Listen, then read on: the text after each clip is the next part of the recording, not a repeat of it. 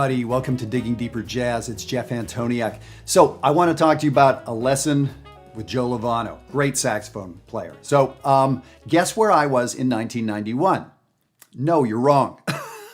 I was sitting in the recital hall at the University of North Texas in Denton, Texas, doing my master's degree, and Joe Lovano came to town and did a presentation. We always had an amazing guest artist every Tuesday of the spring semester, the way I remember it. It's a long time ago, and I'm old. So this particular week, Joe Lovano, what a big deal. He was the, kind of the biggest star in jazz. He really still is, but at that time, his star was really rising. It was a big deal to get Joe Lovano. And it was such a blast to hear him and his sound and his presence. And although it was 30 some years ago, there's a lot I remember from that presentation. And well, by a lot, there's two things I remember. I wish it was more. And here's one of the things. Somebody asked him, he had been playing with Bill Evans, the legendary piano player. And somebody asked him, the way I remember it, about playing with Bill Evans, what was it like? Some dopey question like that. He had a great answer. And he said, Bill Evans, I felt like I was behind Bill Evans all the time. He was always ahead of me. What does that mean? Does that mean Joe Lovano was dragging time-wise? No, what it meant is harmonically. Bill Evans was playing ahead of the chord change. So when there was a chord change in measure 5, he was already playing that chord change in measure 4. He was literally showing up early. And so Joe Lovano, fantastic player at this time, he could play, but he noticed that it felt like he was just playing catch-up all the time. And so that was interesting to me. What does it mean to play ahead of the chord changes? Well, it means literally that. If the chord says, if you're on a C minor chord and the next chord is A flat major, start playing A flat major early. Oh my God, how do you do that? Wow, that sounds pretty, so okay, it's rattled around in the back of my head, but I remember going and listening to a bunch of Bill Evans after that lecture. And I remember hearing like, ooh, I do hear what he's talking about. Bill Evans, who we think of as so, such a beautiful player, so impressionistic, so, this lovely touch and sound and everything from the piano. Yet there's an aggressiveness to his time and his playing. And that's what Joe Lovano was talking about. So I've been thinking about that now 30 years later, and this is something I'm working on in my own playing. And I really dig it when I hear other people do it well. So I've got an example of that for you here. Well, let's do this. I'm using part of the song I Love You, Cole Porter tune. And this is a cool tune because, as you'll see on the sheet, the first 4 measures are kind of hanging out in A major. Not the first 4 measures of the tune, but where we're going to start, measure 13. So we're hanging out in A major, and then there's this big jump to a 2-5-1 in F. So I'm talking about that area of the 4th to the 5th measure. So let me do this. I'm going to play the first example here, which is, little etude I wrote out, a solo. This would be a fine solo for anybody to play in this spot. You're going to hear me play 4 measures in A. I'm going to stop. And then you're going to hear me play another good phrase now in the key of F. So this is not what I'm talking about. This is playing with the chords. Most of you would be happy to play with the chords. So here's an example of that.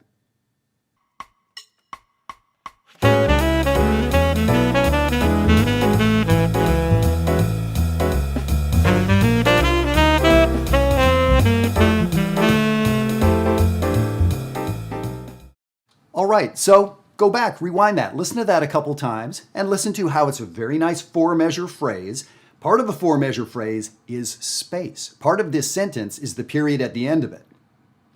And some space before I continue on, right? So listen to that good phrase with a little space in the 4th measure. Now listen to the second good phrase, little space in the 4th measure. Perfect. That is absolute A+ jazz soloing right there. Everything was great. Cool. Now what Joe Lovano was talking about, what Bill Evans was talking about, is let's show up early to one of those chords. So I'm suggesting there's a big key change in measure 5 of the example.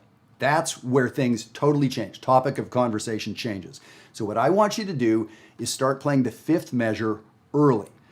Now you could do it by a beat. That would be subtle, but it would be cool. You could do it by 2 or 3 beats. Wow, that's starting to be something. In my example, I play a full measure early. So I'd reharmonized the song. In the fourth measure, where it's supposed to be A major, I'm playing G minor. Those are wrong notes. There's some really quote unquote wrong notes over A major. If you look at example 2 and analyze what's going on in the fourth measure, wow, it's a hot mess is what that is. Now, if you just show me that measure and say, hey, what do you think of my A major lick? I would say, you got some problems and we're gonna need spend a lot of time together because there's a lot you don't understand. It's not right. But now when I see the context, and I think when you hear this, you're gonna hear that it sounds pretty cool. Let me play it for you twice, and I'll just loop the section twice and see if you can understand sort of the logic and see if that sound makes a little bit of sense to you.